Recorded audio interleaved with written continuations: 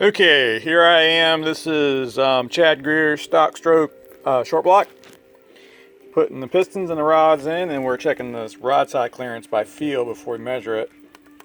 You can see that one's good. We're missing one there.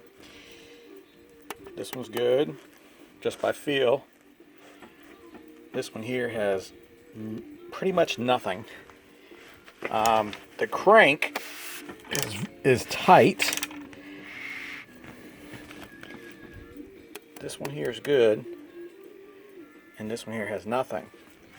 I've already condemned the number two rod, and I've already measured the thickness of these, and they're about 850, which is where they're supposed to be.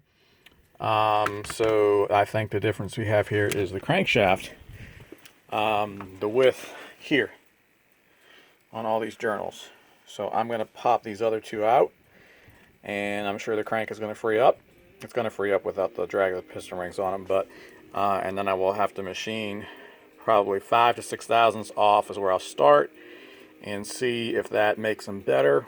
And if it's good and I can get them to be like these guys, then I'll put it back together and I'll button it up. If not, I will take some more off. The spec on these is 10 to 20. I've ran them tighter than that. We've ran them down as tight as 8, some 6. Look at the power source book. They talk about that without any problem. But they have to move. And these guys are not moving. And I can rest assured that it is not a bearing chamfer problem here. It is something else. Alright, just for curious purposes here. Here's what they measure. They're 850. They used to be a little bit thicker. But Tom has narrowed them up at the request of a couple builders.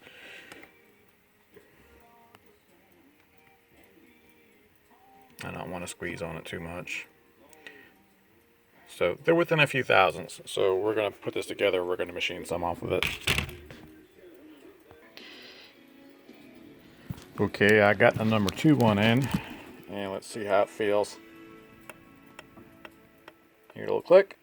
Noise. That's metal on metal. That means we have clearance side to side. That means the bearing's not riding up on the radius of the crank down there. Okay, here's the number 1, which you already verified was good. It's got a little more. Alright, so we're going to take a feeler gauge, which I've already measured. This one is going to take a 12. It was going to take a 12 if I can get it in there.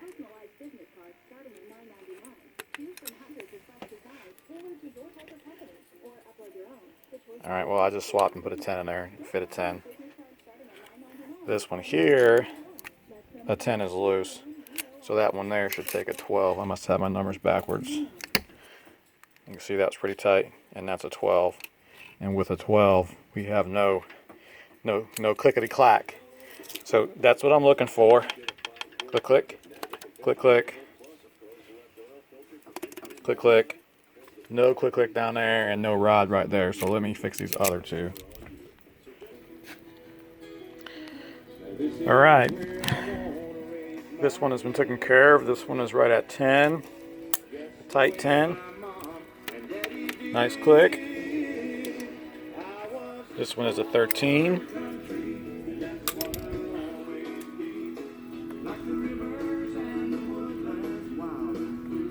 And a little click there. So one more to go.